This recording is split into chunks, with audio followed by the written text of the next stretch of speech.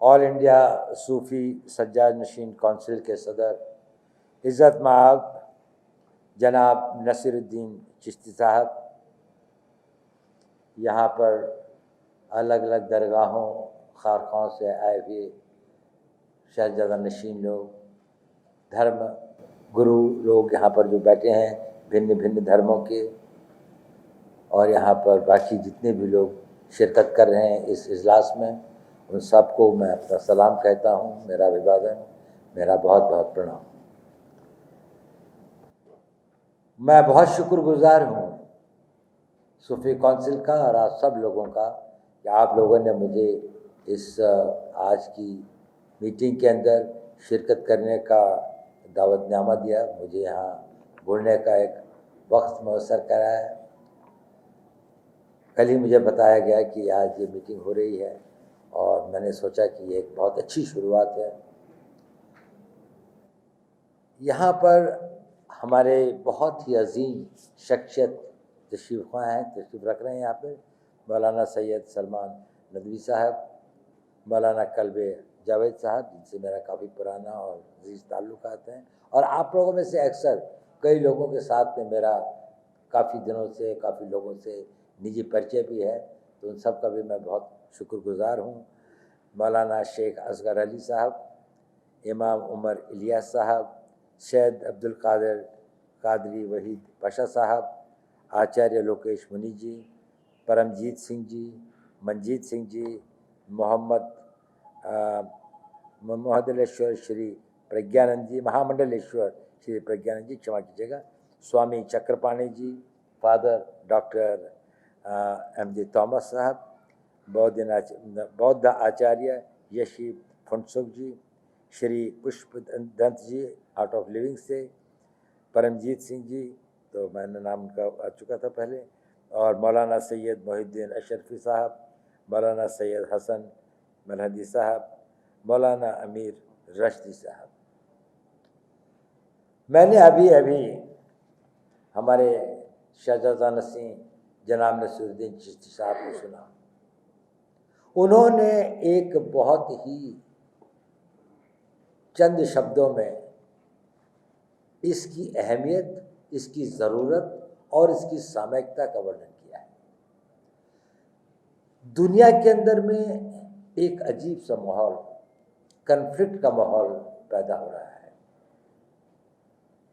अगर हमें उस माहौल का मुकाबला करना है तो सबसे बड़ी ज़रूरत है कि हमें अपने देश के अंदर, अपने घर के अंदर, अपनी चीज़ों के लिए इस चीज़ को कि हम उसे महफूज रखें, हमारी एकता और एकजहती जो है बरकरार रहे, हम एक सशक्त मुल्क की तरह आगे बढ़ें।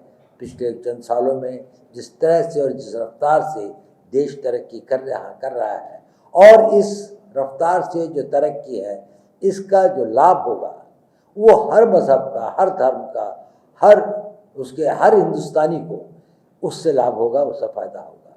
लेकिन कई अनासिर, कई फोर्सेस इस तरह की भी एक नेगेटिविज़्म का एक माहौल बनाने की कोशिश करते हैं, जिससे देश की प्रगति में बाधा पड़ती है, रुकावटें पड़ती हैं। चंद लोग जो धर्म के नाम पर या किसी और विचारधारा के नाम पर हिंसा का, दो लोगों के अंदर वैमनस्य पैदा करने का, लोगों के अंदर में कन्फ्लिक्ट क्रिएट करने का प्रयत्न करते हैं, उसका प्रभाव पूरे देश पर होता है, देश के अंदर भी होता है और देश के बाहर भी होता है। उसका कारण यह है कि एक बहुत बड़ी जनसंख्या, एक बहुत बड़ी मात्रा में लोग, आप जैसे लोग शायद अपनी आवाज़ को उतना बुलंद नहीं करते जितना होना चाहिए। तो माइनॉरिटी, एक बहुत छोटे चंद अनासिर की आवाज़ लगता है कि ये शायद हिंदुस्तान की आवाज़ है। और अगर हमें इसका मुकाबला करना है तो जैसे कि शहजादा नसीर साहब ने बिल्कुल दुरुस्त फरमाया कि हम लोगों को एक मूक स्पेक्टेटर की तरह, एक चुपचाप सहने वाले स्पेक्टेटर की तरह न होकर ज़मीन पर काम करना पड़ेगा, अपनी आवाज़ को बुलंद करना पड़ेगा, अपने आप को संगठित करना पड़ेगा और अपने अंदर अगर कुछ गलतफहमियां हैं तो उनको दूर करना पड़ेगा। अगर कुछ लोगों के बीच में कुछ गलतियां हैं तो उनको सुधारना पड़ेगा। हमें अपने पैगाम को घर घर ले जाना पड़ेगा, हर बच्चे को, हर बुजुर्ग को, हर ख़वातीन को, जो समाज के हर तबके को ये महसूस कराना पड़ेगा कि वो दिल से इस चीज़ को महसूस करे कि हमारा एक मुल्क है, एक मुल्क जिस पे हमें फ़ख्र है, जहाँ पर हर धर्म स्वतंत्रता से अपनी धार्मिक को वो कर सकता है, जहाँ पर विभिन्न धर्म सैकड़ों वर्षों से यहाँ पर उन्होंने वो किया और इस देश की तरक्की और इस देश को आगे बढ़ाने में उन सब का एक बहुत बड़ा किरदार है। देखिए, मेरे एक अजीज़ दोस्त हैं, उन्होंने मुझे ये वाक़या बताया था कुछ वक्त पहले कि हिंदुस्तान के पॉलिटिकल साइंस में जहाज वर्ड कब शुरू हुआ, कब इस पॉलिटिकल साइंस के अंदर में मुस्लिम्स ने ये वर्ड कब यूज़ किया। तो ऐसा था कि 1915 के लगभग अफ़गानिस्तान के अंदर में हिंदुस्तान के कुछ उलेमाओं ने, 6 उलेमाओं ने जाकर एक प्रोविजनल सरकार बनाई एक्साइल में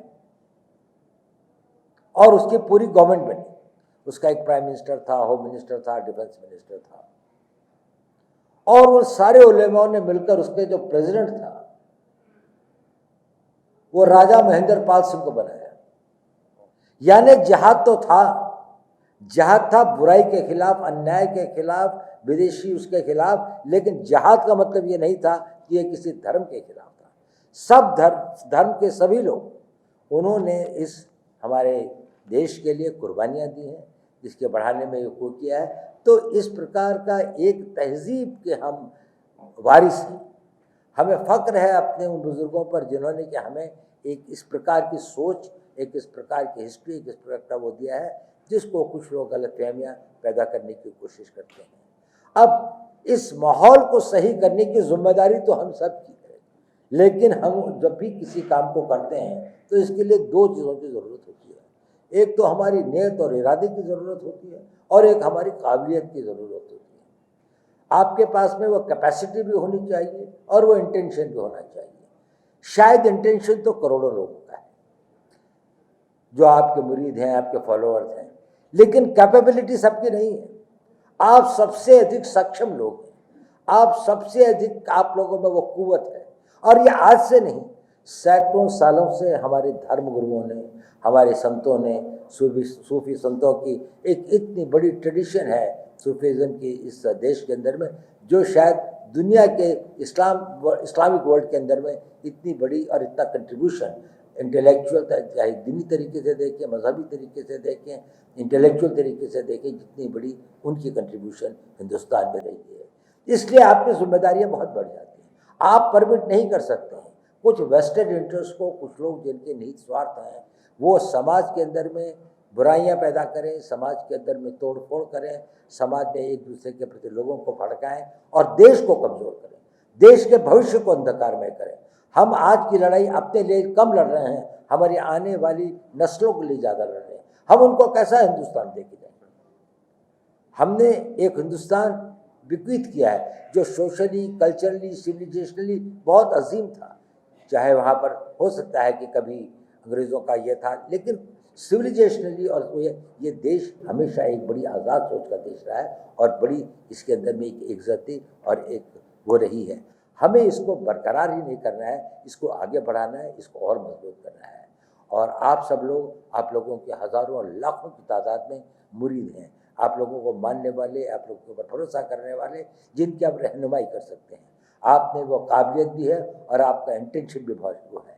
लेकिन मेरे ख्याल से 2 चीज़ों के ऊपर मैं बल देना चाहता हूँ। एक तो आप में संगठन शक्ति होनी चाहिए, आप लोगों को मिलकर काम करना चाहिए और इसको मिलने के लिए, इसके इस कॉम्प्रिहेंसिवनेस के लिए आप सभी लोगों को, सभी मुस्लिम्स को और मुस्लिम के साथ साथ बाकी धर्मगुरु यहाँ पर हिंदू भी हैं, सिख भी हैं, ईसाई भी हैं, हमारे बौद्ध भी हैं, सभी धर्मों के यहाँ पर वो हैं और जो नहीं भी हैं उन तक भी हमको पहुँचना है और उनको भी इसके अंदर में हमें शामिल करना है।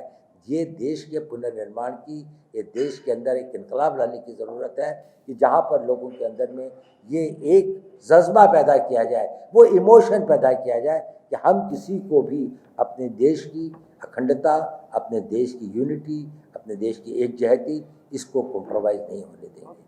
हमारे भाई समुदाय के भी यहाँ पर वो आए हैं, मैं उनका बहुत खैर मकदूम करता हूँ, तो सलाम करता हूँ और मैं उम्मीद करता हूँ कि आप सब लोग इस काम में करेंगे। तो एक बात संगठन की है, संगठन के साथ साथ एक दूसरी बात यह है कि हम अपने आप को एक किसी इंस्टीट्यूशंस के तरीके से एक प्लान और एक स्ट्रैटेजिक सेंस के अंदर में, एक देश के अंदर में इस मजबूती को कैसे बढ़ाया जाए और हर आखिरी भारतीय के दिल के अंदर में ये हौसला और ये विश्वास पैदा किया जाए कि यहाँ हर हिंदुस्तानी महफूज है, हर एक की जान, माल, इज्जत, सब कुछ जो है, एक हिंदुस्तानी को कहीं पर भी आ जाएगी तो सारे हिंदुस्तानी उसकी रक्षा के लिए खड़े होंगे, उसके साथ में आएंगे।